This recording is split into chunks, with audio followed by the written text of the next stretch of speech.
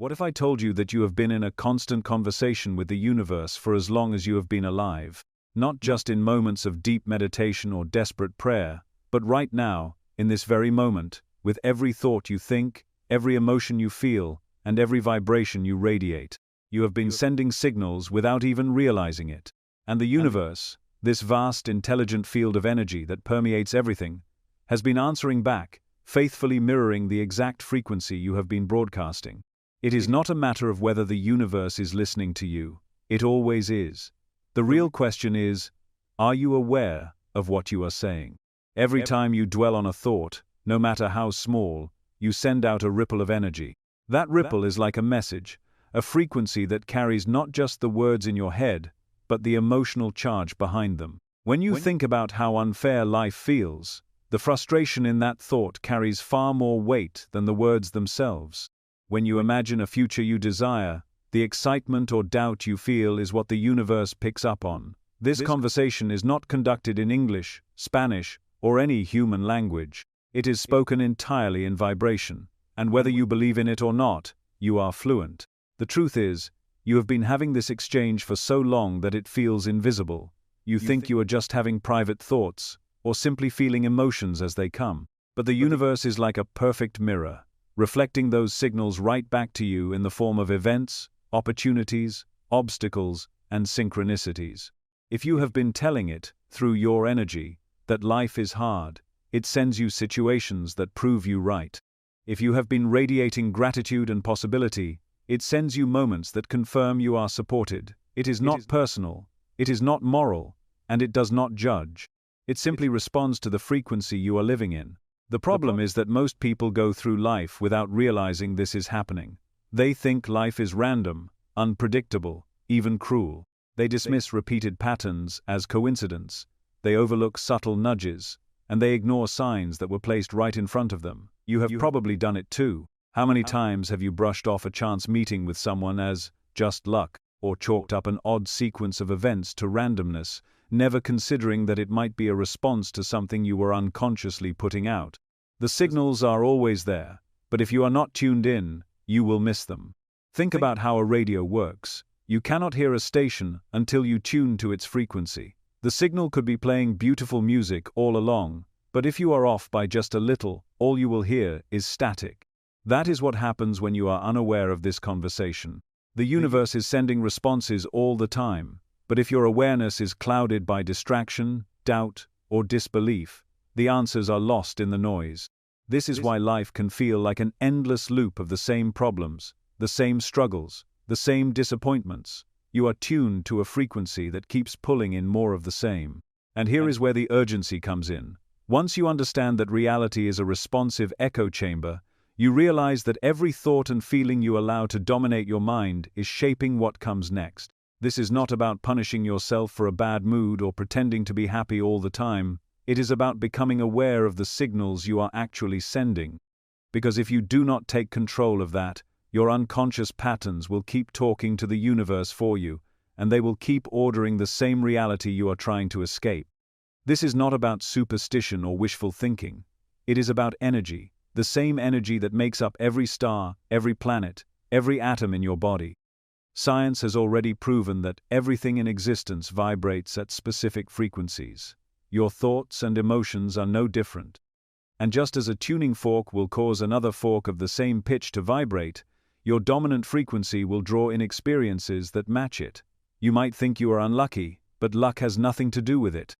You are simply in resonance with a certain outcome, and until you shift the signal, that outcome will keep repeating. The universe is not some distant force that occasionally drops hints about what you should do. It is woven into the fabric of your existence. You are part of it, and it is part of you. The separation is an illusion. When you think of it as out there, you act like you have to send a request and hope for a reply. But when you see that you are immersed in it, breathing it, moving in it, pulsing with it, you realize that the conversation is constant, and it is not something you start or stop. It is something you either participate in consciously or leave on autopilot. The danger of leaving it on autopilot is that your most ingrained beliefs and emotional habits will dominate the dialogue. If you grew up expecting disappointment, That expectation still hums in the background, no matter how many positive words you speak. If you believe deep down that money is scarce, that belief sends a steady, unwavering frequency to the universe, and the universe mirrors it back, without hesitation. And here is the part most people do not want to face: this reflection is not going to change just because you wish for it to. It changes when you do. Once you start seeing life as a feedback loop, everything shifts. That harsh boss is not just mean, they might be reflecting a pattern of self-doubt you have been carrying for years. That sudden opportunity that seems to drop from nowhere is not random. It is the echo of your readiness and your belief that something better is possible. And the more aware you become of these patterns, the more you realize that nothing is random. Every so-called coincidence is part of a conversation you have been having since the moment you were born. This is why awareness is the first step to truly talking to the universe and getting real answers. You cannot change a conversation you are not aware of. You cannot shift a frequency you have never tuned into. You do not have to figure it all out at once, but you do have to wake up to the fact that this dialogue is happening all the time. Every thought you think, every emotion you allow to take root, every belief you hold, these are your words in this vibrational language. And the universe, without fail, is replying. So the question is, what are you saying right now? Not the polite surface words you might use if someone asked what you want, but the truth of what you are living in your body and your mind. If your life feels like it keeps giving you the same answers, it is because you keep asking the same question in the only language the universe understands, your energy. Once you see that, you cannot unsee it. And from that moment forward, every signal you send becomes an opportunity to shape the echo that returns to you. Most people grow up believing that if they can just find the right words, the universe will somehow understand them. You are taught to pray in sentences, to affirm in phrases, to speak your wishes as if you are talking to another person. But the universe does not speak English. It does not speak Spanish. It does not speak in any human language at all. Words, no matter how beautifully crafted, are only surface-level ripples compared to the deep current that truly carries your message. What the universe responds to is not your vocabulary, but your vibration. It hears the tone of your energy far louder than any sound you could ever make with your mouth. Think of it this way: if you call a friend on the phone but speak in a language they have never heard, the words will be meaningless to them. They will not be able to understand your intention no matter how passionate or urgent you sound. But if you laugh, if you cry, if you scream, they will still understand your emotional state without knowing the literal words. The universe works in much the same way. It does not decode the literal content of your speech, it reads the energy behind it. That energy is created by your emotions, your beliefs, and the frequency you are holding in this very moment. Everything that exists in the universe is vibrating. This is not poetry, it is physics. Every atom, every cell, every thought is in constant motion, radiating a frequency. Your body is a field of energy. Your mind is a transmitter. You are, at all times, broadcasting something into the field around you. When you speak, your words ride on top of that broadcast, but they are not the real message. The real message is your state of being. If you say, "I am abundant," but inside you feel fear, the frequency being transmitted is still fear, and the universe answers to that. This is why you can repeat affirmations until your voice is hoarse and still see no change. The signal you are sending out is not coming from the syllables you are saying, it is coming from the emotional charge beneath them. The universe is like a mirror that reflects energy without judgment. It does not stop to say, "They said they want love, so let's send them love." If the vibration being broadcast is loneliness or unworthiness, it simply reflects the signal back, just as it received it. That is why patterns seem to repeat in life. If you are holding the same vibration, you will keep tuning into the same kind of experiences over and over. Imagine tuning a radio. You cannot set the dial to 88.7 FM and expect to hear the music being broadcast on 101.3. No matter how badly you want that song, you will only receive what is on the frequency you are currently tuned to. The universe works the same way. Your vibration is your dial. When you adjust that dial, you change the range of experiences you can receive. When you keep it in the same position, the song, or in this case, the pattern, never changes. This is why two people can walk into the same situation and have completely different experiences. One is tuned to a frequency of trust and opportunity, so they notice doors opening. The other is tuned to a frequency of fear and scarcity, so they see only threats and closed paths. The situation is the same, but the signal they are tuned into determines what they perceive and receive. The universe has countless channels available, but you can only receive the one you are aligned with. Your emotional state is the biggest influence on that alignment. Emotions are not random reactions, they are energetic frequencies in motion. Joy, gratitude, and love are high-frequency states. They open your energy field, expand your awareness, and naturally draw in experiences that match that openness. Fear, resentment, and doubt are low-frequency states. They constrict your energy, narrow your focus, and pull in experiences that match that contraction. If you are carrying low-frequency emotions as your dominant state, it does not matter how many times you say the right words, the broadcast is still the same. You can test this for yourself. Think about a time you felt completely at peace, maybe sitting somewhere in nature or holding someone you love. Notice how the memory changes the way your body feels right now. Your breathing slows, your muscles relax, your mind stops racing. That shift you just felt is a shift in vibration. If you were to speak to the universe from this place, your words would be riding a very different signal than if you spoke them from a place of stress and frustration. When you understand that the universe is responding to your vibration, you stop obsessing over finding the perfect phrasing for your desires. You stop worrying about whether you said your affirmations in the right order or repeated them enough times. You start focusing on how you feel while you are asking, because the feeling is the actual request. The universe does not care whether you whisper it, sing it, or write it in a journal. It cares about whether your frequency matches the thing you are asking for. Think about electricity. The device you plug into the wall does not care if you shout at it or speak politely.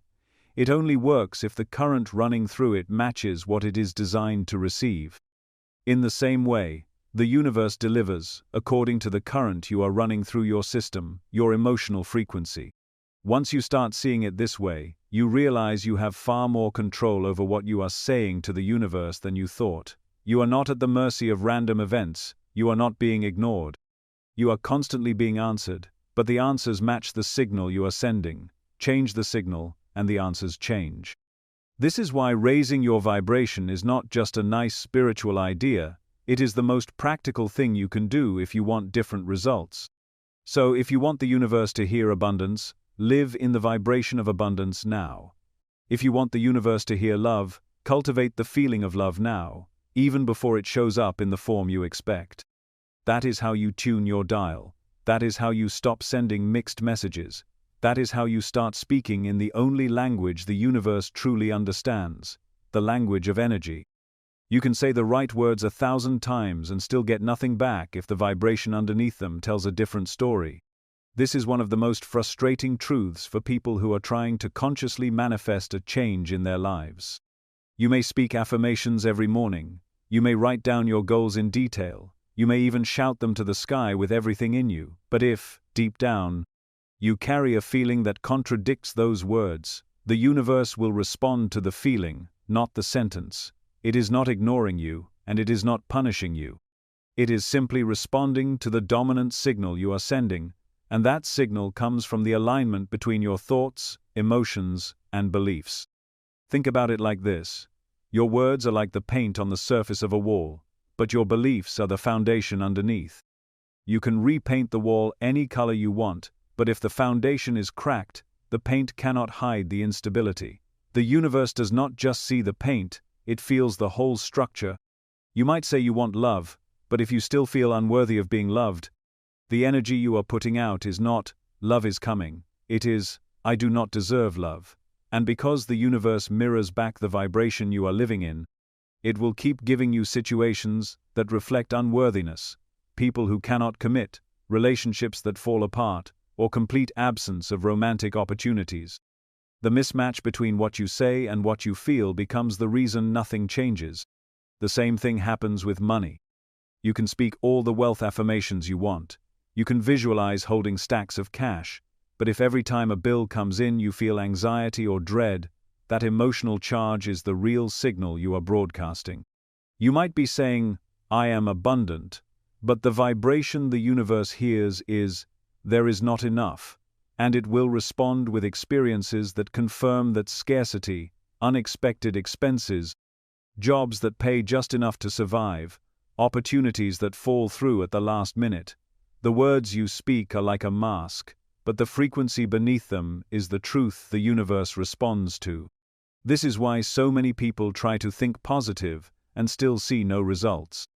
They believe the key is to keep repeating the desire until it becomes real, but they never address the feelings and beliefs that are running in the background. You cannot simply plaster happy words over a foundation of fear and expect the structure to hold. It is not about saying the right thing until the universe finally hears you. It is about becoming the kind of person who naturally carries the vibration of what you want. When you are in alignment, the words and the energy match, and that is when the results begin to show up with ease. You have to understand that the universe is like a perfect listener that cannot be fooled by appearances. It does not hear the rehearsed speech you give it every morning. It hears the frequency you live in for the other 23 hours of the day. If that frequency is filled with doubt, lack, or self-criticism, those are the messages that are sent out continuously, drowning out the brief moments of positive talk. The universe is not ignoring your request. It is just reflecting the signal that is loudest and most consistent. Imagine someone telling you they trust you completely, but their actions show suspicion and hesitation. No matter how many times they say the words, you can feel the truth underneath. The universe operates the same way. It is not impressed by declarations. It responds to what is real. If your feelings, thoughts, and beliefs are not aligned with your words, then your request is like static on a radio. The message gets lost, distorted, and unclear. But when everything aligns, the signal is pure, and the response is unmistakable. So the real work is not in talking more, but in shifting the inner state that fuels the talk. If you want love, you have to address the part of you that feels undeserving. That means going deeper than the surface.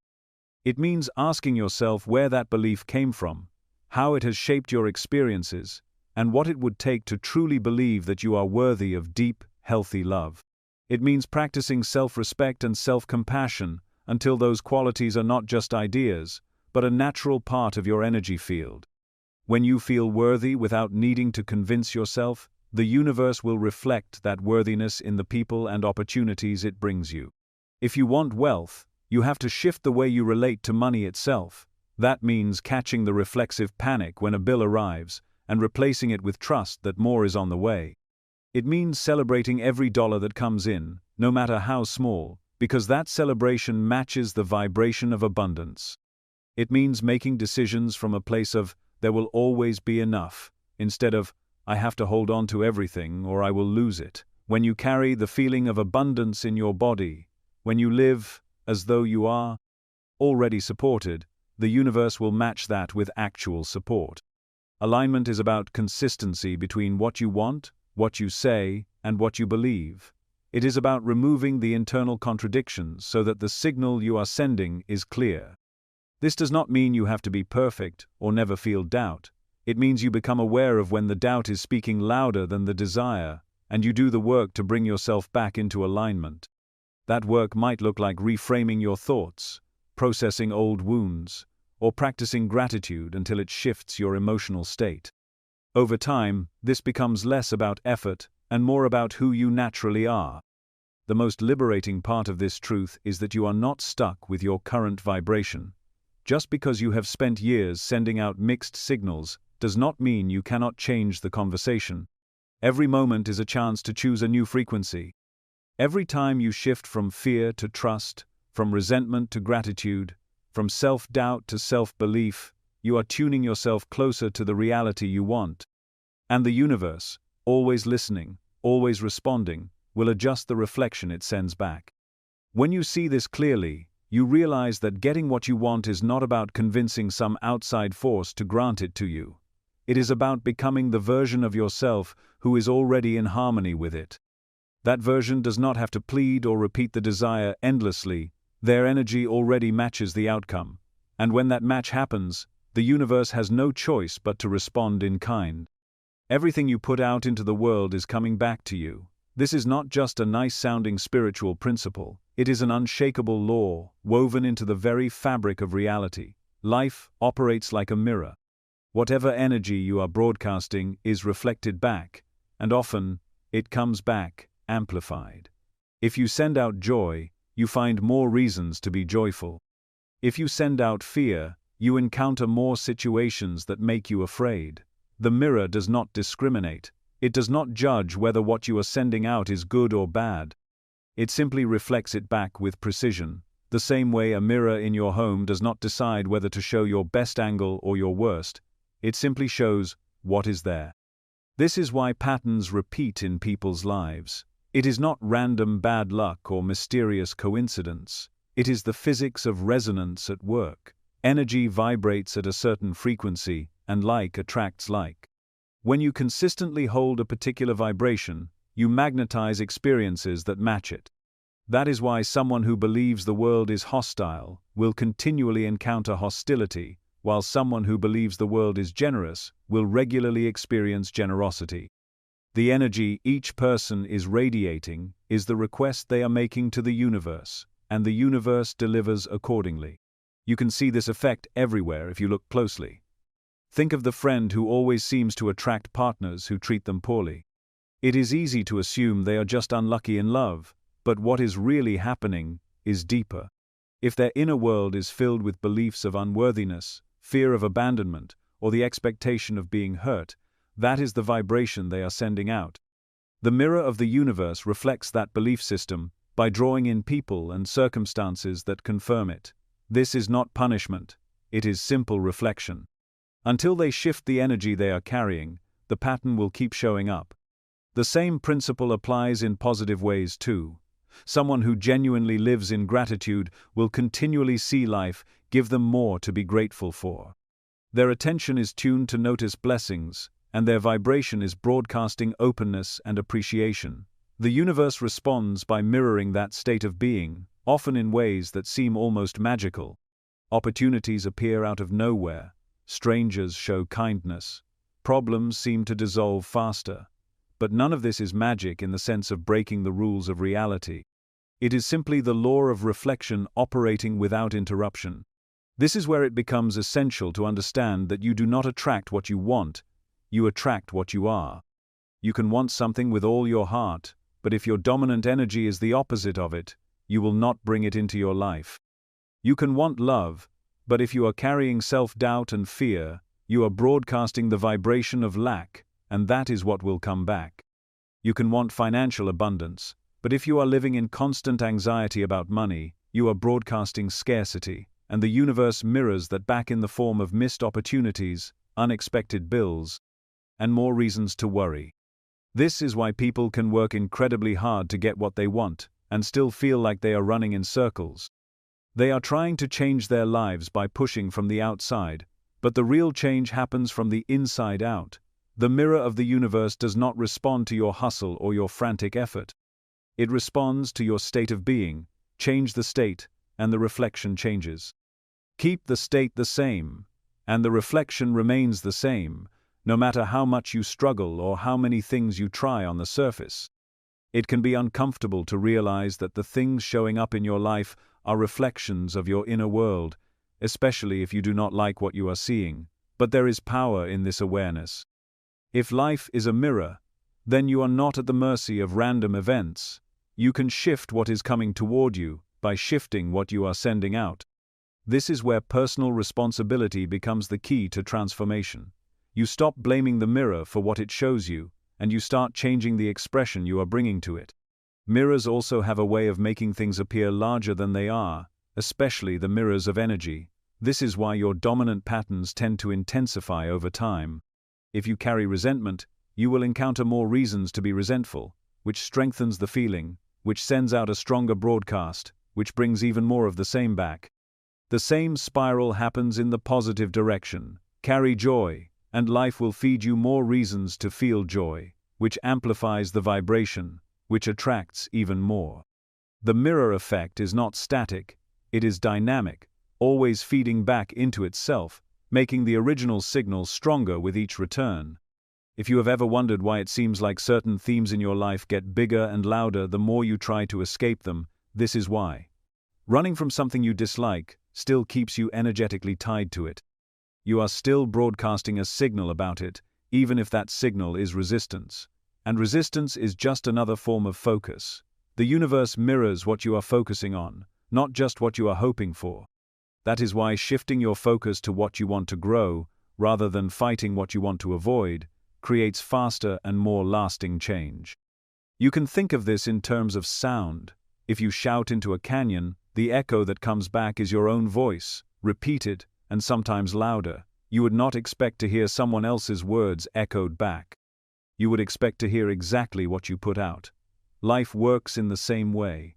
Your energy is your voice, and the universe is the canyon.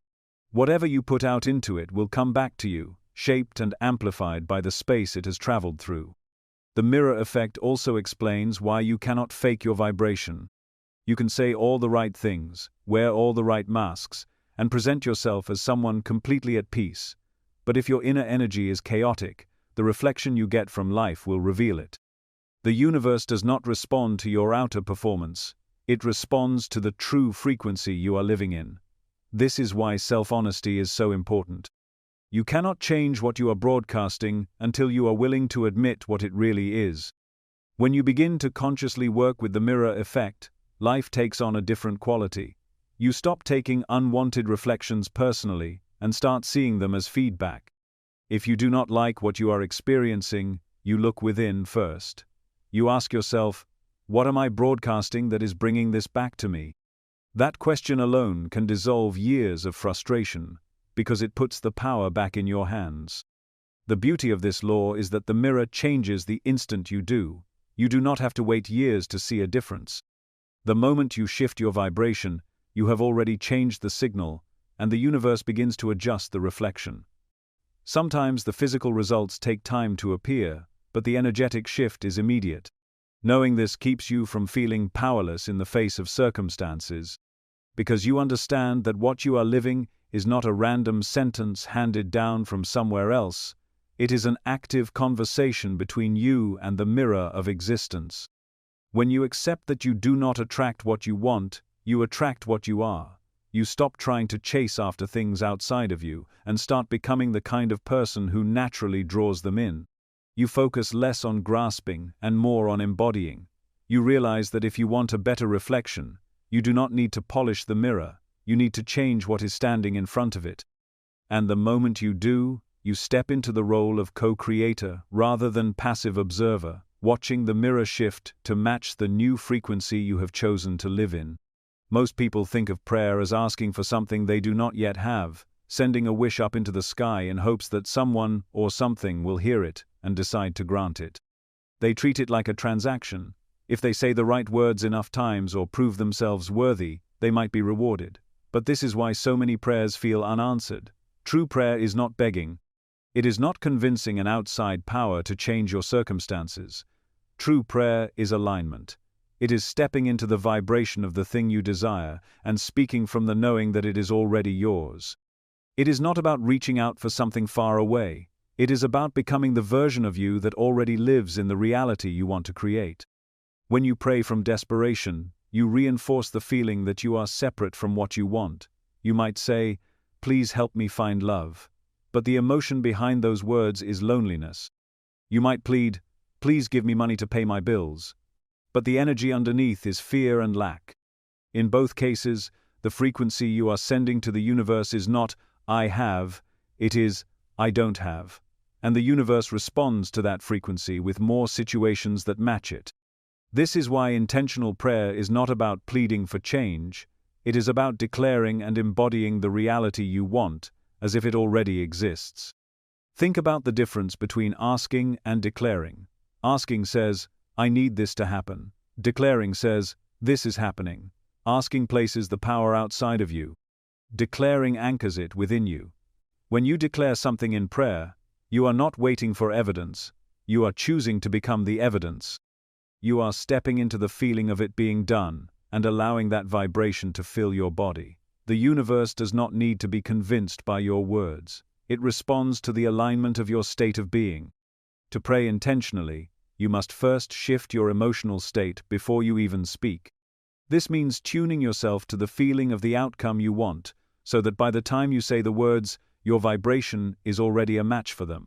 If you are praying for health, you do not start in the mindset of sickness and try to climb your way out with sentences. You start by imagining the energy of vitality moving through your body, breathing deeply, and feeling the relief and gratitude of being whole. If you are praying for financial abundance, you do not begin with anxiety over your bank account. You imagine what it would feel like to have more than enough, to know that your needs are met, to feel the lightness and freedom of financial flow. One of the most powerful ways to do this is to use your senses. Your mind can be tricked into feeling something is real when you involve as many senses as possible. Before you pray, close your eyes and place yourself in the reality you are calling in. If you are praying for a loving relationship, picture holding the person's hand, feel the warmth of their skin, hear the sound of their laughter, smell their cologne or perfume, and most importantly, feel the safety, joy, and connection in your chest. Let your body believe it is happening now. When you speak your prayer from that place, you are not speaking as someone hoping to receive, you are speaking as someone who is already there. Gratitude is another key to intentional prayer. Gratitude is the language of already having. When you give thanks for something as if it already exists, you bypass the vibration of lack entirely. Instead of saying, "Please let me have this," you say, "Thank you that this is here now." Even if the physical evidence has not appeared yet, your gratitude locks you into the vibration where it exists. The universe feels that frequency and responds in kind. This is why so many powerful teachers have said to pray as if it is already done. Gratitude is how you do that. You also need to clear your energy before you pray. If your mind is racing with fear, resentment, or doubt, those emotions will thread themselves into your prayer. Take a few minutes beforehand to breathe deeply, release tension from your body, and quiet your thoughts. Sometimes this can be as simple as inhaling deeply for a count of 4, holding for 4, exhaling for 4, and holding again for 4. This steadies your nervous system and opens space for a higher vibration to take over. The clearer your mind, the cleaner the signal you are sending. Another practical step is to use "I am" statements in your prayer. "I am" is the most powerful declaration you can make because it speaks directly to your identity. You are not saying, "I want to be healthy," you are saying, "I am healthy." You are not saying, "I hope to be abundant," you are saying, "I am abundant." These statements bypass the future and root your desire in the present moment. And since the universe responds to what you are now, not what you hope to be later, this form of prayer anchors your request in the only time the universe operates, now. It is also important to release the need to control the how. When you pray intentionally, you are not dictating every step of how your desire will come to you. You are declaring the end result and trusting the universe to arrange the details. This trust keeps your vibration open and receptive. When you cling to a specific plan, you introduce resistance. When you release control, you stay aligned with the energy of having and allow the universe to deliver in ways you may not have imagined. Finally, you must let the prayer settle into you, and then live as if it has already been answered. This is where many people break alignment. They pray in a high vibration, but then return immediately to doubt, fear, or frustration. Intentional prayer is not a momentary performance. It is the beginning of an energetic commitment. You carry that vibration into your actions, your choices, and your daily mindset. You speak about your life as if what you declared is already part of it. You make decisions from that reality. You hold the energy of it not just while you are praying, but as you move through the rest of your day. When you understand prayer in this way, it becomes less about hoping and more about embodying. It becomes a practice of alignment rather than a ritual of desperation. And when your words and your vibration are a match, the universe does not have to be convinced. It simply responds, because you have already become the thing you asked for. This is the shift that turns prayer from a request into a creative act, from a moment of longing into a moment of creation. When you pray intentionally, you are not just speaking to the universe, you are speaking as the universe, affirming what is already true in the field of infinite possibilities, and allowing it to take shape in your life. If speaking to the universe is one half of the conversation, then meditation is the other. It is the part where you stop transmitting and start receiving. Most people never hear what the universe is saying to them because their minds are too loud. Thoughts race, emotions churn. The to-do list never stops scrolling in the background. It is like trying to hear a whisper in the middle of a roaring crowd. Meditation is stepping out of that crowd. It is creating a quiet room in your consciousness where the signals from the universe can actually be heard. Without that quiet, you can ask for answers all day long and still miss them when they arrive, because they rarely shout. They arrive softly, with the subtlety of a breeze brushing your skin. Silence is not just the absence of noise. It is a space you create within yourself, a stillness that allows something greater to step in. In that stillness, your energy changes. The tension in your body begins to dissolve, the constant chatter of your mind slows down, and you start to feel a wider awareness that is not caught in the push and pull of your daily concerns. In that expanded awareness, you are more able to sense the gentle nudges, the quiet knowing, and the flashes of insight that the universe has been sending all along. The answers have always been there. You just have to tune yourself to receive them. The problem is that most people approach meditation like a performance. They sit down with the expectation that they must clear their minds completely, achieve some kind of mystical state, or force a revelation to happen. But the moment you try to force stillness, you are no longer still. Meditation is not about muscling your way into peace, it is about letting go enough to allow peace to find you. The harder you try to capture insight, the more it slips away, like water squeezing through tightly clenched fists. Real receiving happens when you relax your grip and allow the flow to move as it will. This is the great paradox of meditative listening. You cannot go into it demanding an answer and expect the answer to come. Demanding is an act of control, and control is rooted in fear. The universe does not respond to fear with clarity. It responds to openness. Meditation is an act of trust, the trust that you do not need to hunt down guidance, because guidance is already on its way to you. Your job is to clear the landing strip so it has a place to arrive. When you sit in stillness, you are not doing nothing. You are creating the conditions for everything. In the beginning, this can feel strange. You may sit in silence and find that your mind is anything but silent. It will replay conversations, plan imaginary futures, and stir up every unfinished thought it can find. This is normal. The mind has been running unchecked for years, maybe decades, and it will not suddenly stop just because you decided to meditate. The trick is not to fight those thoughts but to watch them without attaching to them. Let them pass through, the way you might watch clouds drifting across the sky. Some are light and wispy, others heavy and stormy, but none of them stay forever. Beneath them is the open sky, your awareness, which has always been there. As you spend more time in this space, something subtle begins to shift. The gaps between thoughts grow longer. The inner noise starts to fade, and in its place comes a gentle sense of presence.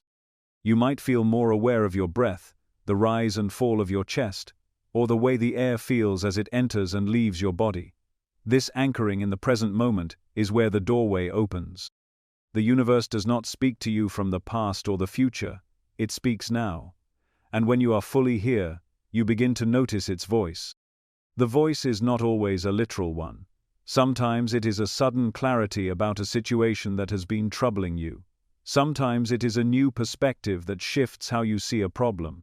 Sometimes it is a wordless feeling that tells you exactly what you need to do next. These are the downloads that come in stillness, pieces of insight that bypass logic and arrive fully formed. They are not the product of reasoning your way to a solution. They are the product of allowing the solution to come to you. I once knew someone who was wrestling with a decision about whether to leave their job. They had made endless pros and cons lists, talked to friends, and even tried to distract themselves to avoid thinking about it, but the answer never felt clear. One afternoon, they sat down for meditation with no agenda other than to breathe and be present. 20 minutes later, in the middle of that quiet space, a clear image appeared in their mind. Them, years in the future, looking back with regret that they had stayed. It was not dramatic, but it was undeniable. The moment they came out of meditation, they knew their answer. It had been waiting inside them all along.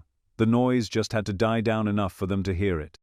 This is why meditative listening is such a powerful part of talking to the universe.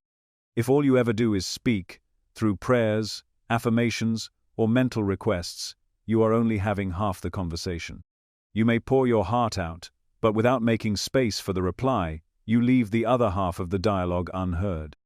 Imagine calling a friend, telling them everything you want to say, and then hanging up before they can respond. That is how most people communicate with the universe. Meditation is the pause where you stay on the line. In those pauses, you may not always get an immediate flash of inspiration, and that is okay. Sometimes what you receive is simply the restoration of your own balance. Sometimes it is the lifting of tension or a renewed sense of trust in the timing of things. These are answers too. Not every reply from the universe arrives as a step-by-step plan. Sometimes the answer is a shift in your energy that prepares you for what comes next. The beauty of meditative listening is that it gets easier the more you practice it. The mind learns that it does not need to be in constant control, and the body learns to associate stillness with safety rather than boredom. Over time, you become more sensitive to the quiet signals that are always there. You might start noticing synchronicities more often, or feel nudged towards certain actions without knowing why, only to realize later that they were exactly what you needed to do. These are all extensions of the same listening skill you develop in meditation. When you make listening a regular part of your conversation with the universe, you no longer feel like you are shouting into a void. You start to notice that life is speaking back to you in 1,000 ways, through feelings, ideas, signs, and chance encounters. You begin to trust that even if you do not understand the message right away, it is on its way to you, and it will arrive in the perfect way at the perfect time. And that trust, in itself, changes your vibration, making you an even clearer receiver for what the universe has to say. Presence is not just a nice idea or a spiritual buzzword, it is the only place the universe can actually speak to you. The universe does not operate in the past, and it does not operate in the future. Its language is vibration, and vibration only exists in the now. Every message, every sign, every intuitive nudge you will ever receive comes through the present moment. If you are not here for it, you will miss it. And the truth is, most people live almost entirely outside of the present. Their minds are full of yesterday's regrets, or tomorrow's fears, constantly replaying old stories, or rehearsing imagined outcomes. This mental time travel creates so much noise that the subtle voice of the universe gets drowned out before it even reaches them. When you are stuck in the past, you are tuned to a frequency that has already played out. You are walking through life with an old station playing in your head, and no matter how much the universe tries to send you something new, you cannot hear it over the echo of what has already happened. Maybe you are holding on to mistakes you made years ago, still carrying the shame and guilt like a heavy coat.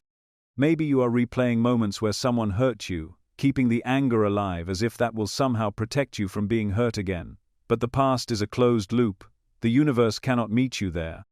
If you keep tuning in to that frequency, you will only attract more situations that match the feelings you have about what happened, reinforcing the cycle again and again.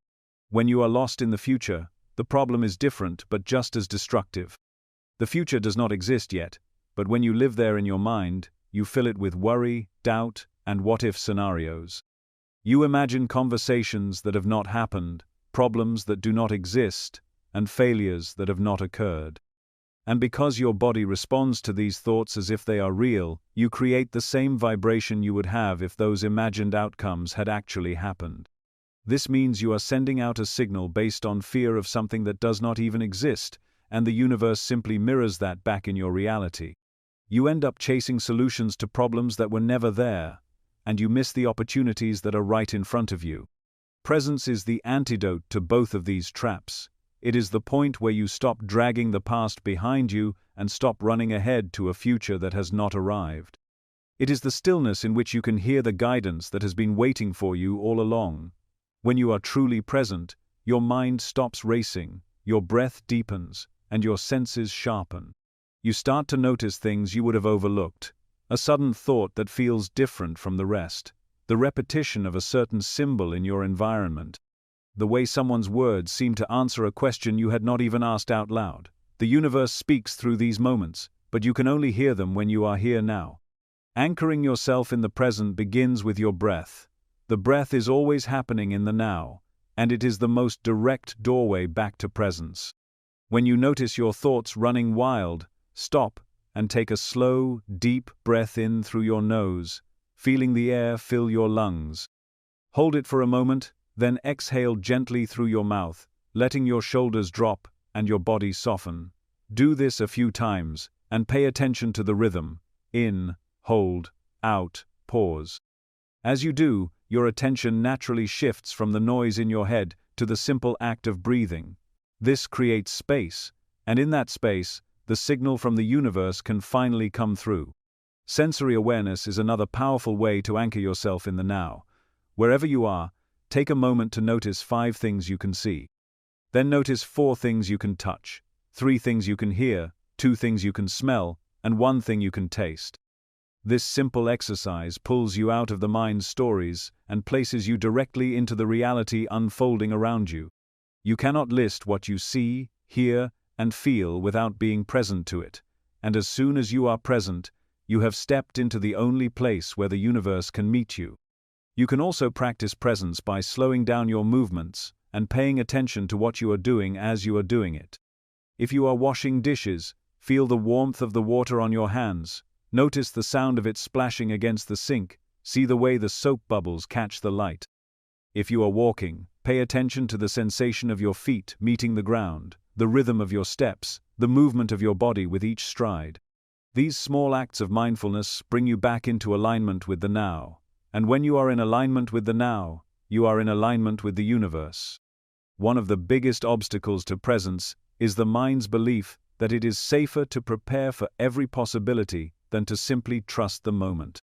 The mind will say, if I can just figure out what might go wrong, I can protect myself. But what you are really doing in those moments is feeding energy into problems that do not exist, and in doing so, you are inviting them in. Presence is not about ignoring reality. It is about facing reality as it is right now without adding layers of imagined past or future. It is about meeting life directly instead of through the filter of your fears and assumptions. When you begin living with radical presence, you will notice something extraordinary. Life starts to feel richer, fuller, and strangely more cooperative. You begin to see how the right people, opportunities, and insights show up exactly when you need them. You are no longer trying to force the timing or control every detail because you are too busy being here to worry about what comes next. And in that space, the universe can do what it does best: respond to the vibration you are actually living in right now. The more you practice being present, the more natural it becomes, and the more obvious the universe's responses appear. You will see patterns and connections that you would have missed before. You will hear a lyric in a song that answers the question you have been thinking about all day. You will open a book at random and find the exact sentence you needed to read. You will think of someone, and they will call you within minutes. These things are not coincidences. They are the echoes of your conversation with the universe, made clear because you were here to receive them. Radical presence is not something you master once and then keep forever. It is something you return to again and again, each time you notice yourself drifting into the past or future. It is the practice of coming home to yourself in this moment, no matter what is happening. And every time you do, you are stepping into the exact place where the universe can reach you, guide you, and reflect back the vibration you are choosing to live in. Presence is not just a spiritual habit, it is the foundation of clear communication with the infinite. When you live here, in the only moment that truly exists, you are speaking the same language as the universe, and it cannot help but answer. Before you expect an answer from the universe, you have to decide what signal you are actually sending, not what you wish you were broadcasting, not what you are trying to fake with perfect affirmations. The real signal, the one your body carries, the one your emotions are humming, the one your nervous system believes, asking with energy, is about sending that signal on purpose instead of by default. It is the difference between mumbling a request while your posture slumps and declaring it with your entire being. When your energy is clear, the conversation becomes simple. When it is scrambled, your requests collide mid-air and return as static. You have felt this before. Those moments when you wanted something so badly, but your chest was tight, your breath was shallow, and your mind kept whispering reasons it would not work. You were speaking one thing and broadcasting another. The universe answered the broadcast. So the work is calibration. You tune yourself before you ask. Think of it like placing an order in a busy cafe. If you walk up and say, "Just give me anything," then change your mind 3 times while the barista is already making it, your drink will arrive late or wrong. But if you step up, look them in the eye, and say, "I would like a double espresso, extra hot, no sugar," and then you stand at the pickup counter with quiet certainty, your cup shows up exactly as requested. Energy works the same way. Specific signal, consistent signal, no mixed messages. Start by interrupting the noise that distorts your field. Sit down or stand tall with your feet on the ground. Feel the weight of your body supported by the earth. Put one hand on your belly and one hand on your heart. This is not a performance. This is you choosing clarity. Close your eyes long enough to notice where tension is living in you. Jaw, shoulders, stomach. Let your awareness rest there without trying to fix anything. Acknowledge the tension the way you would acknowledge a child who needs attention, warmly, without judgment. Then breathe low and slow. Inhale through the nose until your lower hand rises. Exhale gently until it falls. Aim for a steady rhythm that feels kind to your system. Count if it helps. 4 in, 6 out. Letting the exhale be a little longer so your body reads the message of safety. Do this until your breath and your heartbeat feel like they are on the same page. You are already changing the station. Now open space in the chest. Imagine your breath moving in and out through the center of your heart. Picture that area softening with each exhale, brightening with each inhale. You are not forcing an emotion here. You are inviting one.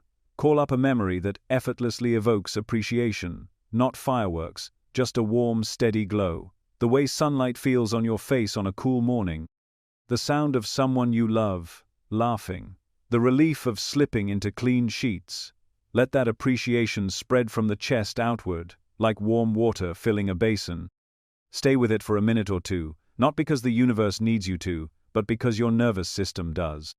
Appreciation is a fast path to coherence, that aligned state where your thoughts, emotions, and body signals stop arguing and begin to cooperate. In coherence, your transmission becomes clear. Once your energy softens and steadies, get honest about the request. Most people ask for an outcome when what they really want is a state. You say you want the job, but what you actually want is freedom and meaningful contribution. You say you want the relationship, but what you actually want is to give and receive love with ease.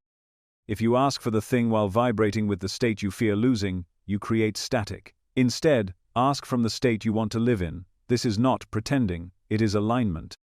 Feel for the essence, the texture of the experience, then, let your body rehearse it right now. If it is freedom, feel your ribs expand and your shoulders drop. If it is love, feel your chest warm and your breath deepen. If it is abundance, feel the quiet sufficiency that needs nothing to be complete in this moment. Your body is your transmitter. Train it to speak your request clearly. Now frame the ask in clean language that your system believes. Out loud or silently, say something simple and steady. I am ready to align with work that uses my gifts and pays me well. Show me the next right step. Or, I am ready to give and receive healthy love. Guide me to what serves that. Or, I am available for financial flow that matches my value. Reveal my aligned actions. Notice how these statements establish a state and invite guidance at the same time. There is no begging, there is no bargaining, there is clarity and cooperation. You are not commanding life to obey you. You are consenting to the version of life that matches who you are choosing to be. Hold that state long enough for your body to register it as familiar. 10 slow breaths. a minute or two, not because longer is holier, but because repetition is how your nervous system learns. Then let the request go the way you would let a paper lantern rise, open hands, eyes soft, watching it lift without chasing it.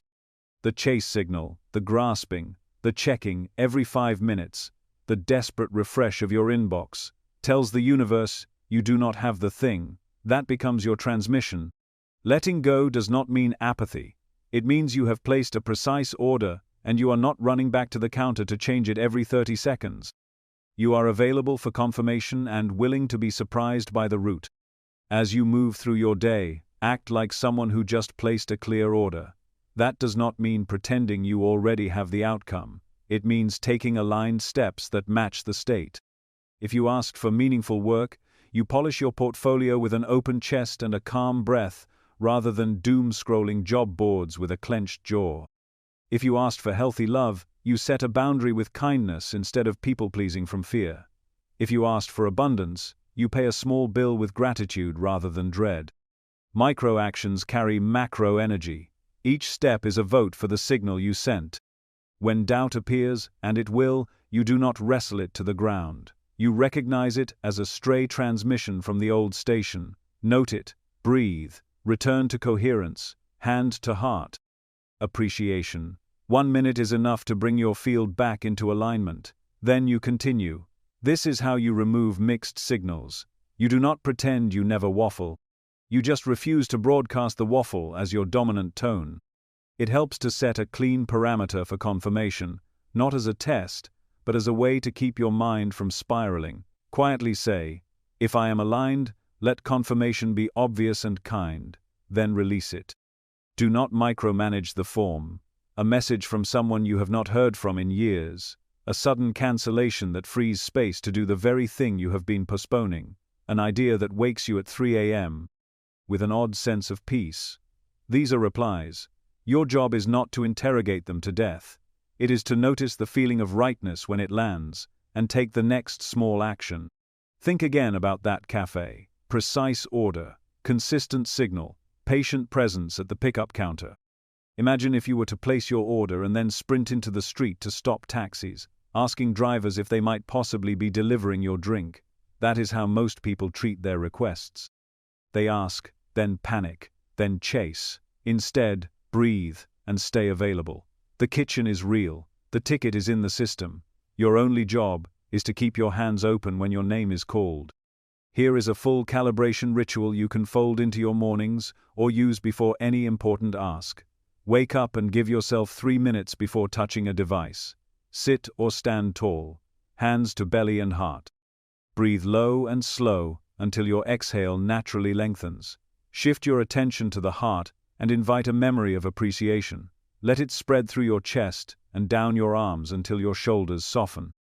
Name the state you intend to live in today. Freedom, ease, clarity, courage, love, sufficiency. Let your body rehearse it for 10 quiet breaths. Now phrase your ask as an alignment. I am ready to be guided into state in the form that serves the highest good. Show me the next step. Open your eyes. Take one small action that matches the state. Send the email, tidy the space, go for the walk, drink the water. Then move into your day like someone who trusts their order is on the way. Return to the heart anytime the signal blurs. 2 breaths are enough to retune. You will know this is working not because everything arrives instantly, but because your inner weather changes first. You will feel less frantic and more guided. You will notice that the timing of events begins to make a strange kind of sense. You will catch yourself acting in ways that once felt out of reach. That is confirmation. The outer reflection follows the inner transmission. If old patterns echo back, do not declare the ritual broken. Treat those echoes as the last rings of a bell you have stopped striking. Hold steady. Keep broadcasting the new tone. The mirror must adjust. Asking with energy is not about manipulating the universe. It is about removing the interference that manipulates you. It is not about demanding outcomes. It is about becoming the version of you for whom those outcomes are natural. The question is not, how do I say this perfectly? The question is, who am I while I am asking? Because that is what the universe hears. Not your grammar, not your eloquence, your state. Speak your request with your whole being. Place a precise order. Keep your signal clean. Act like someone who trusts the pickup counter. And watch how often the right cup lands in your hands, extra hot, exactly as you asked. Synchronicity is one of the universe's most elegant ways of answering you. It is the meeting point where your inner world and the outer world line up in such a perfect way that it almost feels staged. You think of a person, and they call you out of the blue. You ask for guidance, and within hours, a book falls open to the exact words you needed to read. You see the same unusual symbol over and over, in places it should not logically appear. These are not random events. They are signposts, little markers placed in your path to let you know that your question has been heard and your signal is being answered. The beauty of synchronicity is that it bypasses the logical mind entirely, the lamb. It speaks directly to your intuition, that deeper knowing that recognizes truth without having to reason it out. Inviting answers through synchronicity begins with clarity. You have to know what you are asking for before you can recognize the answer. This does not mean you need to control every detail of how the answer arrives. In fact, trying to do so will limit the magic of the process, but you do need to hold a clear intention. You might ask the universe to show you whether a certain decision is right for you. You might want confirmation that you are on the right path. You might be seeking reassurance that something you desire is already moving toward you. Whatever it is, define it in your mind and heart. Then, let that intention be broadcast through your energy. Once you have set the intention, you can take it a step further by requesting a specific sign or symbol as confirmation. This could be something ordinary but uncommon enough to stand out, a particular animal, a certain number sequence, a color, an object, or even a phrase. The key is to choose something that will catch your attention but is not so common that you see it every day without meaning. When you ask for this sign, speak to the universe as you would to a trusted friend. Be open, direct, and sincere. For example, you might say, "If I am meant to move forward with this, show me a white feather in an unexpected place within the next 48 hours. Or, if I am on the right path, let me see the number 777 3 times this week."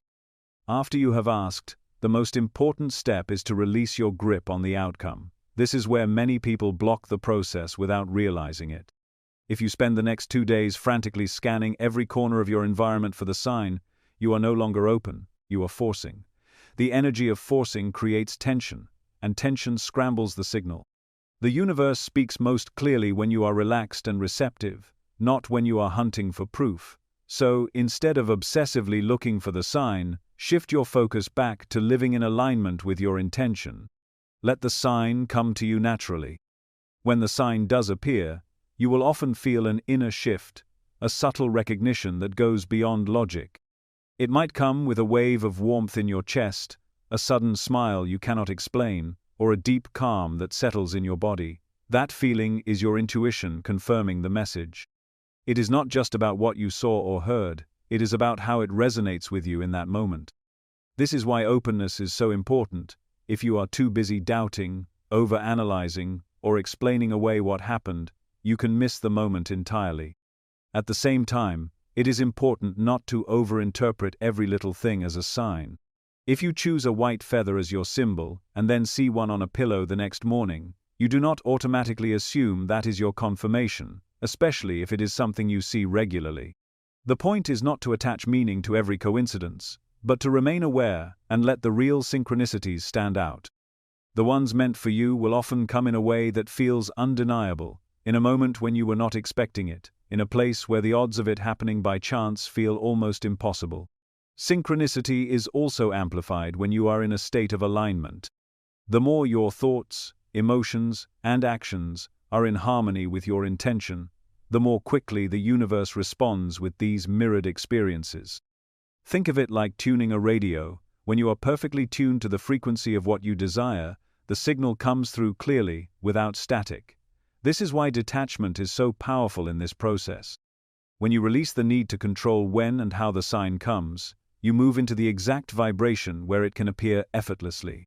Sometimes the signs come in layers, and you might receive more than you asked for. You might see the symbol you chose and then, within hours, hear a song lyric that echoes your intention, followed by a chance encounter with someone who offers advice that lines up exactly with your question.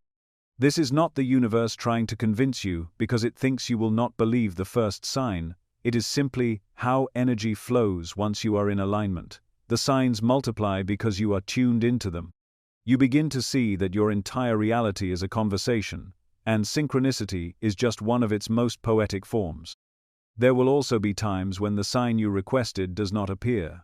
This can feel like silence, but silence is an answer too.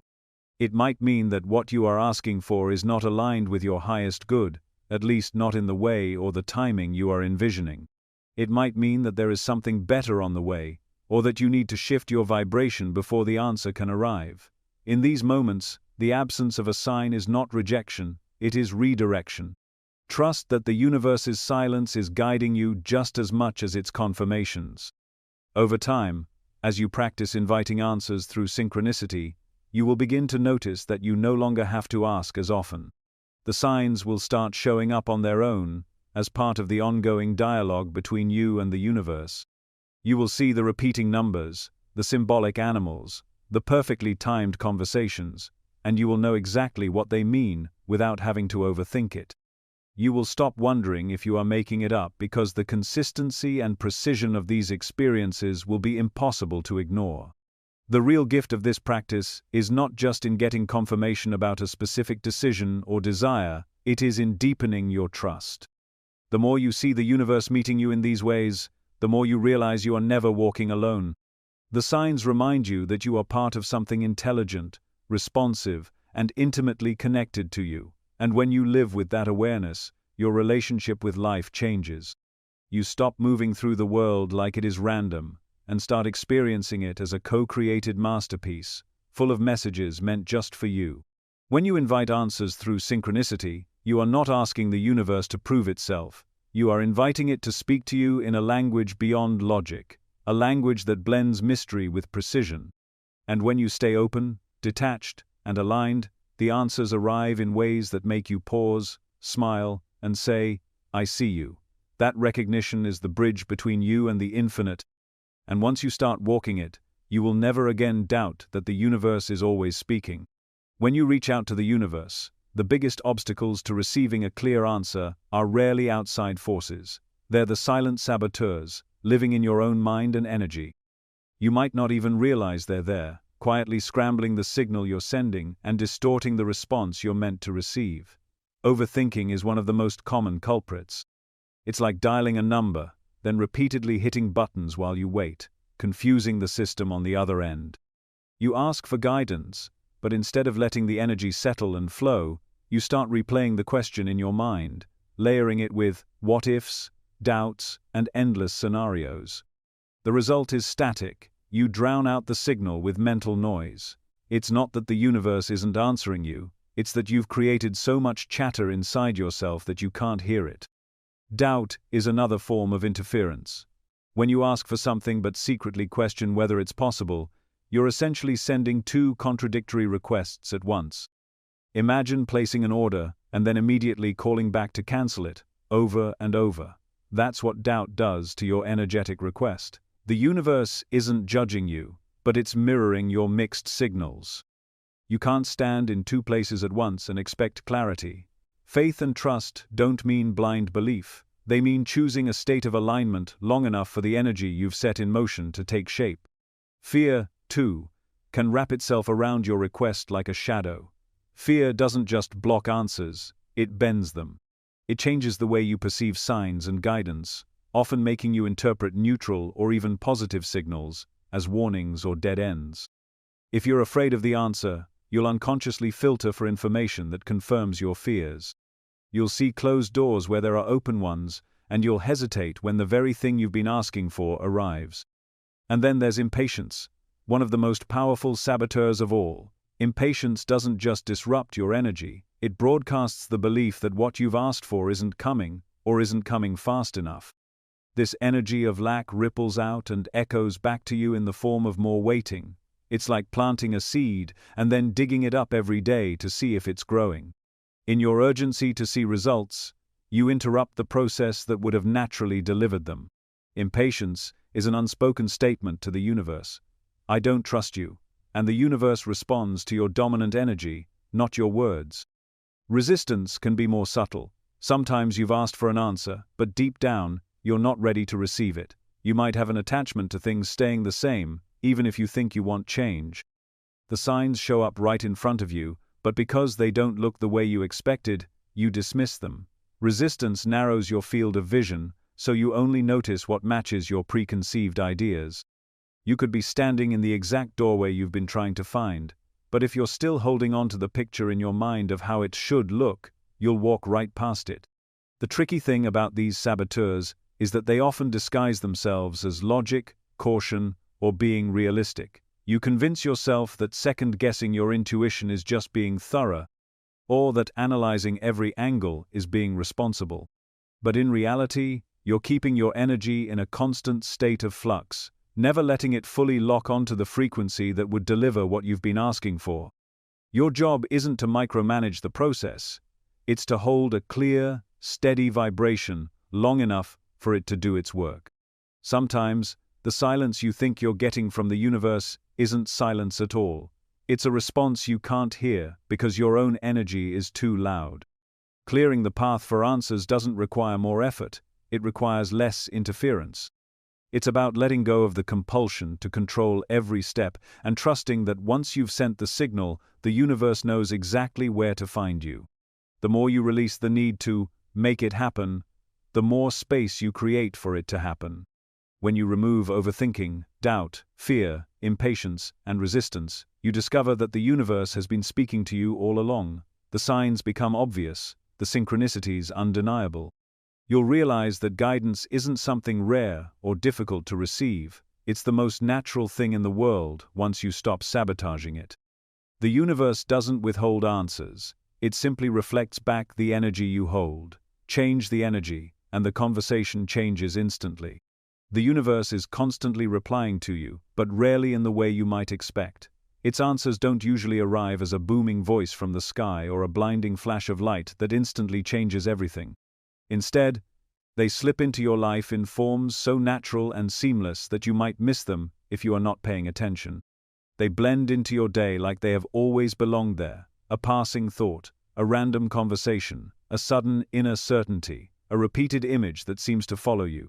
The extraordinary thing about the way the universe speaks is how ordinary it looks on the surface, yet how perfectly timed it is beneath the surface. When you begin to understand this, you stop waiting for grand, cinematic moments, and start listening more closely to the subtle cues that are already surrounding you.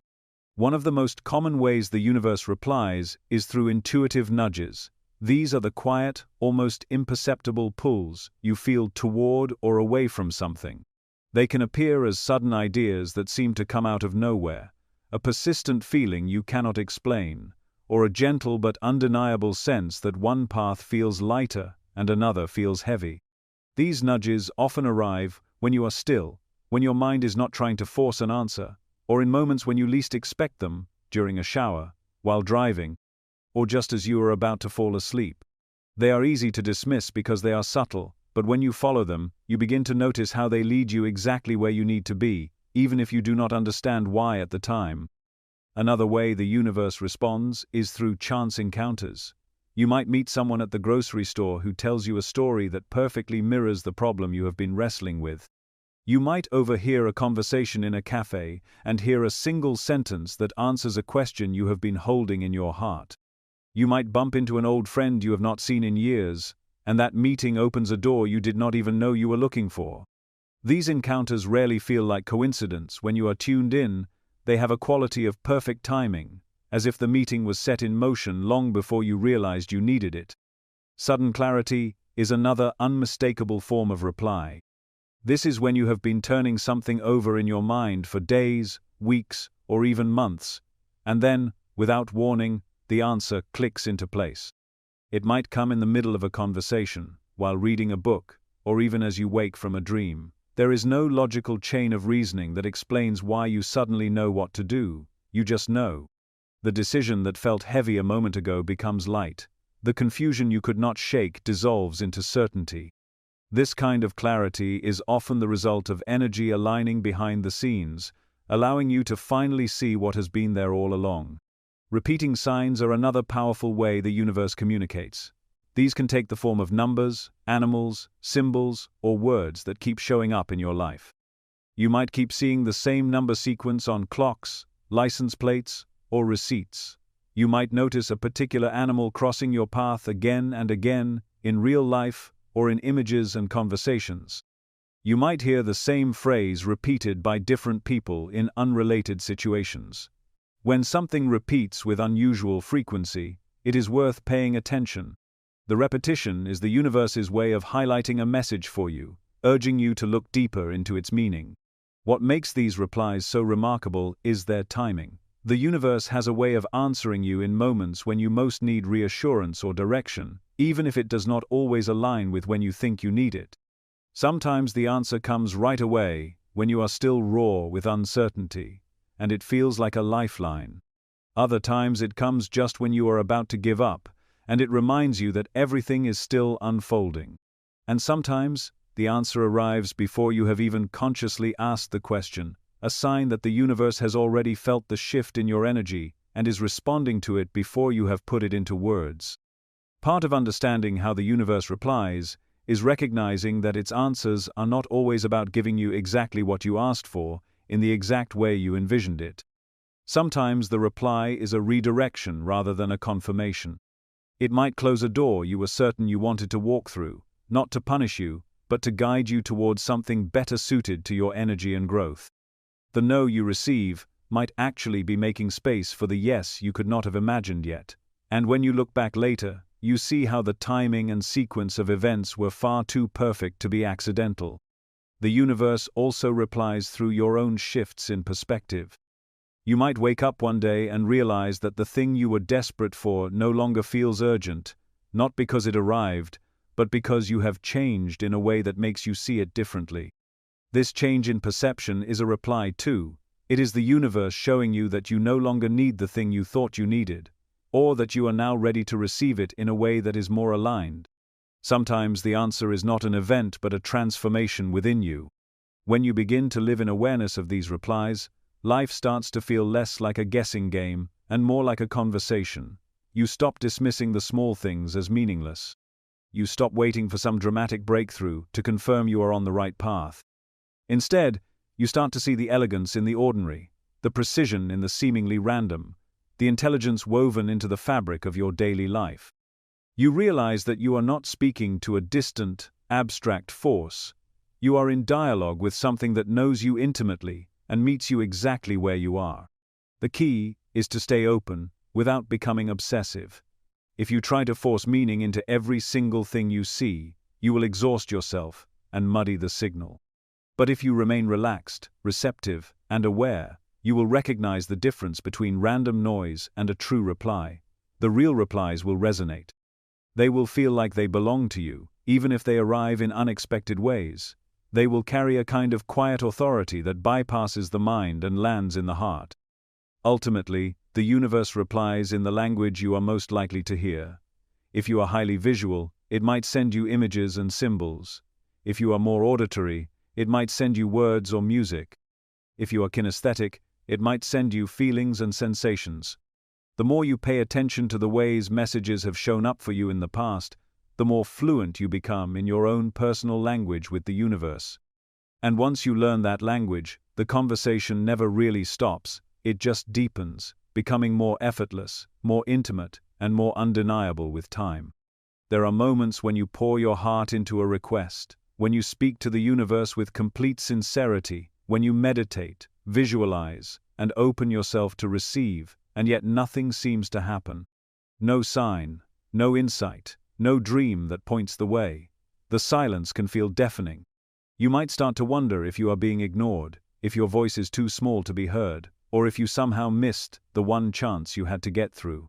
It is in these moments that doubt creeps in, whispering that maybe all of this is just wishful thinking. But the truth is that silence is never absence. A lack of an answer is not the universe turning its back on you. Often, it is the universe giving you a form of protection or preparation that you do not yet recognize. The first shift in perspective is to understand that no answer is not really no answer at all. Sometimes the silence is itself the message. It is the universe saying, "Not yet," or "Not this way." It is not punishment. It is timing. The path you are meant to walk may not be visible yet because the ground is still being laid ahead of you. Think of a garden in early spring. You plant seeds, water them, and tend the soil, but for weeks, nothing breaks the surface.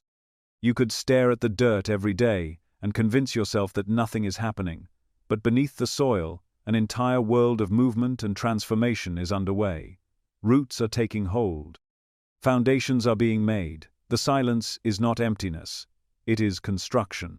Many times, the reason you don't get an answer is because you are not yet in the state that can fully receive or act on it. Answers are not just information, they are invitations to change. If you were given the full picture too early, you might resist it, misunderstand it, or even sabotage it because you are still holding on to old patterns that cannot come with you into the next stage. This is why the universe works as much on your readiness as it does on your request. When you are aligned internally, the answer does not just appear, it lands with clarity and a knowing that feels unshakable. Until then, the silence is simply part of the alignment process. This is where trust becomes more than a comforting idea. Trust is your ability to hold the belief that something is working in your favor, even when you cannot see it. You may think of trust as passive, but it is one of the most active choices you can make in a moment of uncertainty. It means choosing not to fill the silence with fear, stories, or assumptions that you've been abandoned. It means holding steady, even when your mind wants to run in circles searching for clues.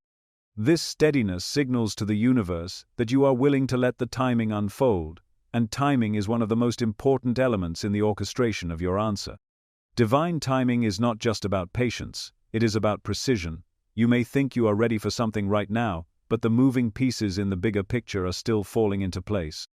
The right person you need to meet might still be finishing their own chapter before they can cross paths with you. The opportunity you have been asking for might still be forming behind the scenes, waiting for the perfect conditions to align so that it can appear in a way that is undeniable. If it arrived too soon, you might dismiss it, not recognize it, or lack the resources to step into it fully. The delay is not a denial, it is choreography. Sometimes, the silence you experience is not because the universe is withholding from you, but because you have already been given the answer and are overlooking it. Answers rarely arrive in the dramatic form we expect. More often, they come as quiet nudges, synchronicities, or subtle feelings that pull you in a certain direction. If you are looking only for a flashing sign or a perfect sentence spoken in meditation, you may miss the whisper in a conversation, the line in a book that catches your breath, or the feeling of lightness that comes when you consider one choice over another. The universe speaks fluently in subtlety, and learning to listen for the quiet forms of guidance is as important as receiving the big, clear ones. There are also times when what you interpret as no answer is really the answer you do not want to hear. If you are deeply attached to one specific outcome, you may unconsciously filter out anything that contradicts it.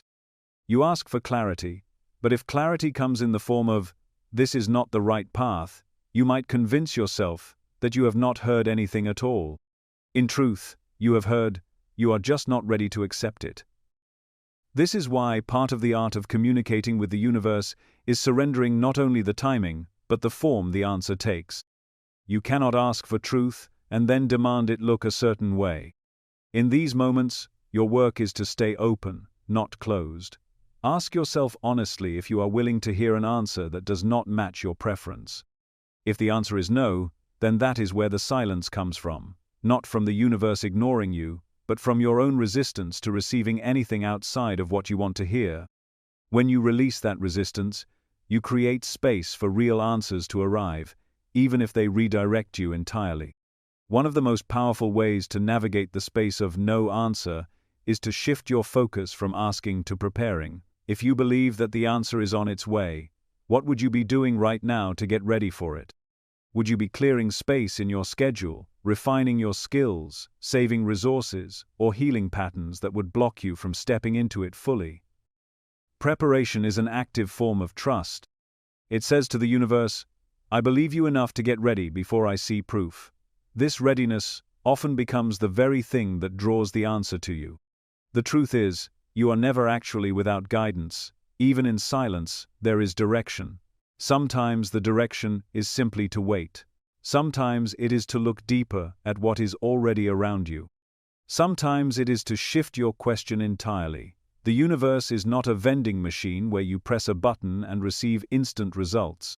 It is an intricate, interconnected field that responds to who you are being, not just what you are asking.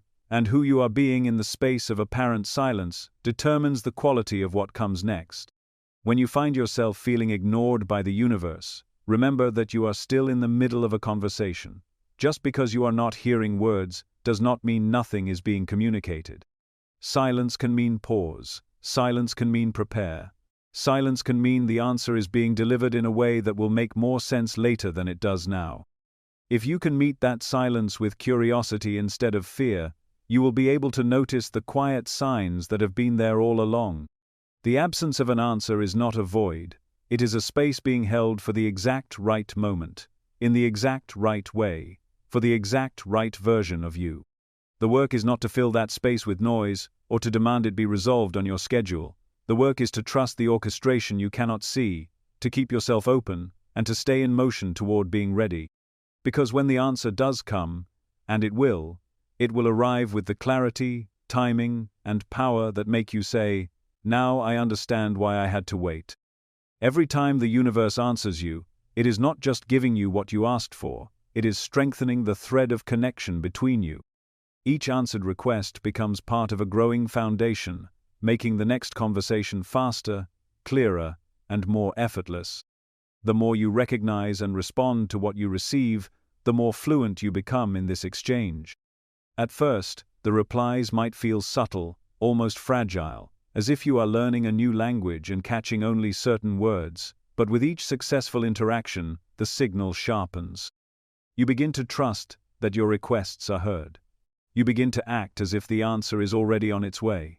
And in doing so, you create a feedback loop that accelerates everything. This feedback loop thrives on acknowledgement. When the universe replies, your recognition of it matters.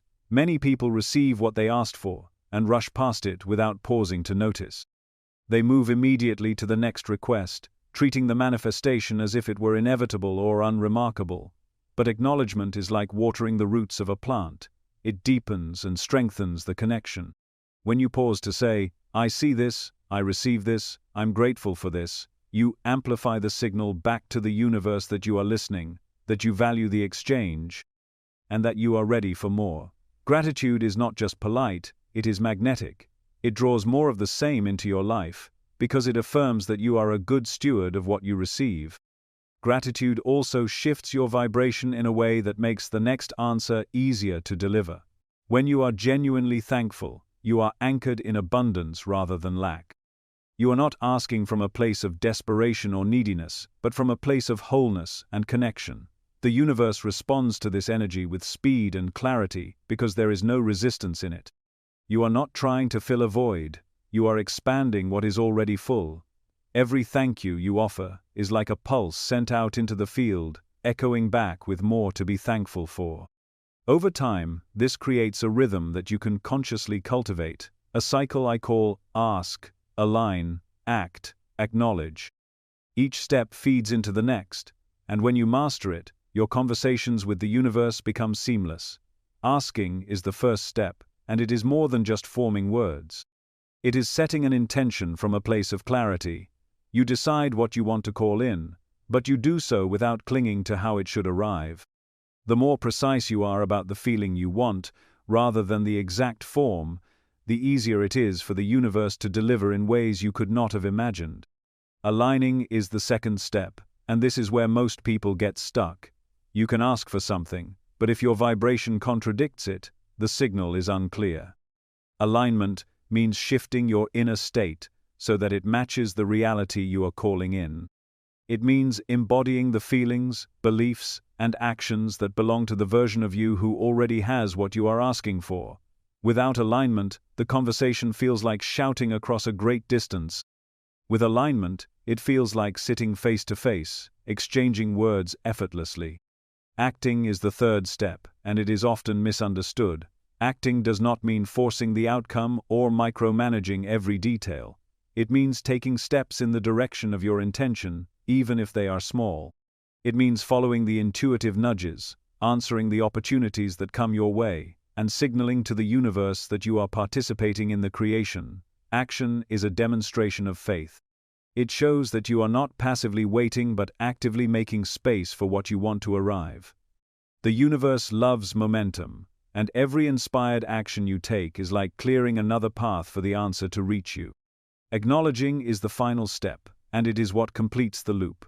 When the reply arrives, whether in the form you expected or in a way that surprises you, you meet it with full awareness and gratitude. You take a moment to consciously register that this is a reply, that it came in response to your signal. You thank it, you celebrate it, you integrate it into your life. This is not just about being appreciative, it is about cementing the relationship. The universe notices when you notice. And each time you acknowledge, the line between request and reply becomes shorter and more direct. When you keep moving through this cycle, something remarkable happens. The universe begins to anticipate you. It meets you halfway, sometimes sending the answer before you have even fully formed the request. This is not because you are special in a way others are not. It is because the feedback loop has become so strong and so consistent that the energy between you and the universe flows without interruption. You are no longer fumbling for the right words or wondering if you are being heard. You are co-creating in real time. It is worth noting that the loop can also work in reverse if you are not mindful. If you ask from a place of fear, fail to align with the energy of your request, ignore the opportunities to act, and overlook the replies you do receive, the conversation slows down. The signals become weaker, and it can feel like the universe is not listening. In truth, it is always listening, but your side of the exchange has become muddled. This is why the practice of acknowledgement is so powerful. It can reset the loop instantly. Even if you have been feeling disconnected, one moment of genuine recognition and gratitude can reignite the flow. The beauty of mastering this feedback loop is that it transforms your relationship with life itself. You no longer feel like you are tossing wishes into a void and hoping something will stick. You move with the knowing that every intention you set, every feeling you embody, every inspired action you take, and every reply you acknowledge is part of an ongoing living dialogue. You trust the pauses as much as the answers. You see delays not as silence but as alignment in progress.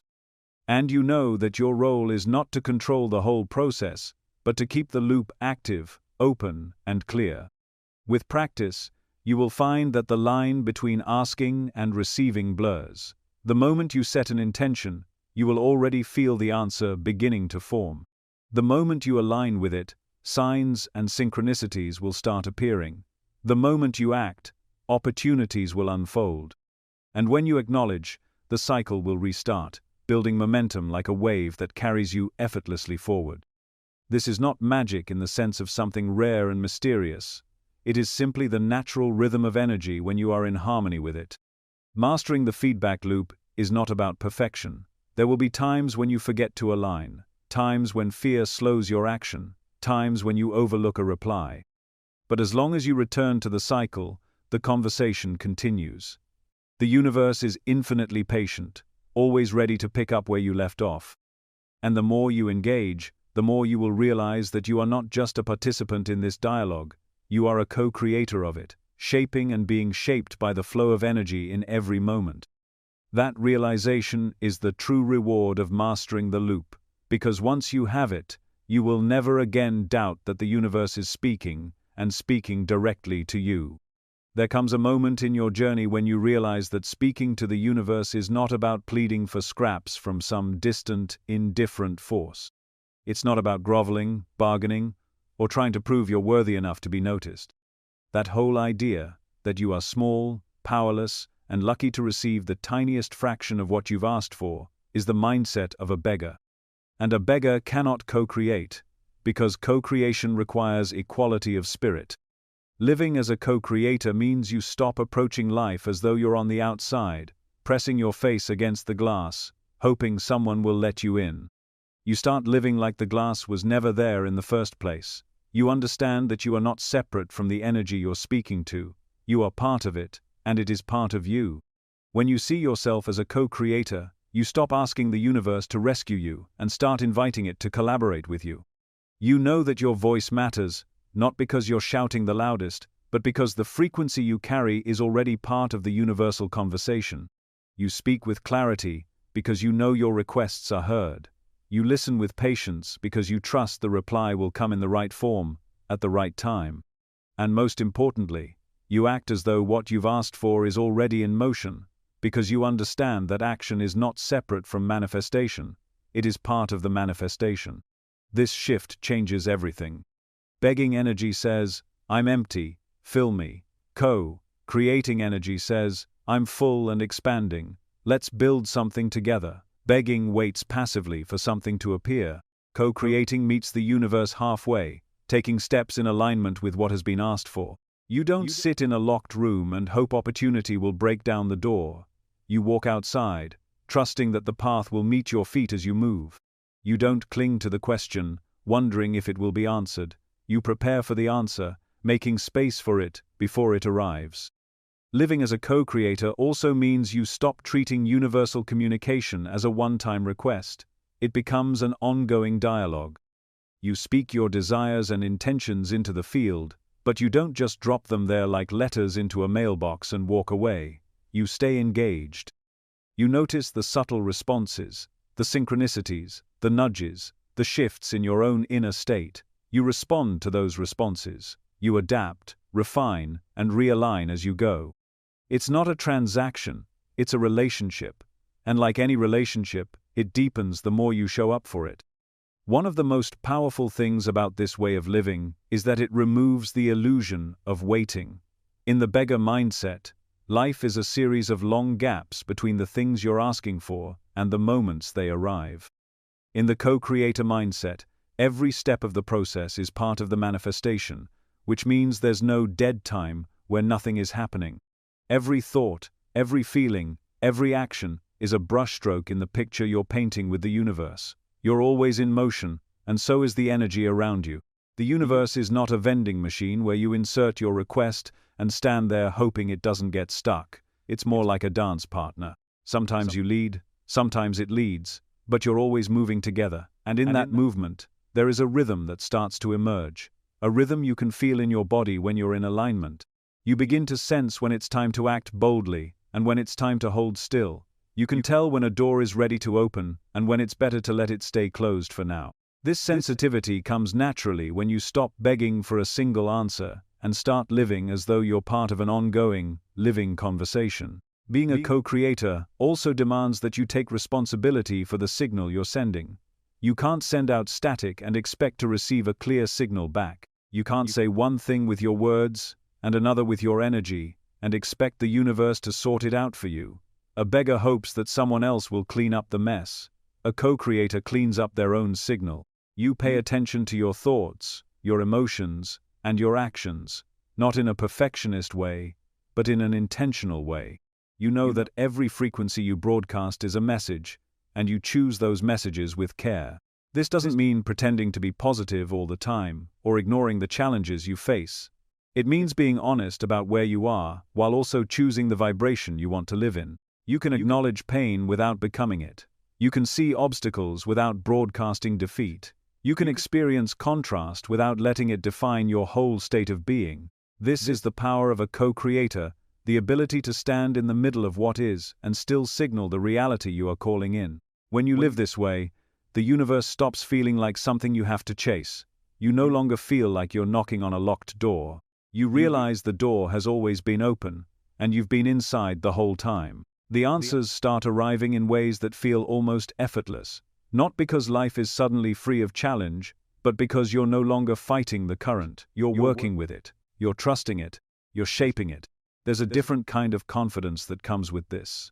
It's not the loud, boastful kind that needs to prove itself. It's a quiet, steady knowing. You stop wondering if your voice matters and start speaking as though it already does.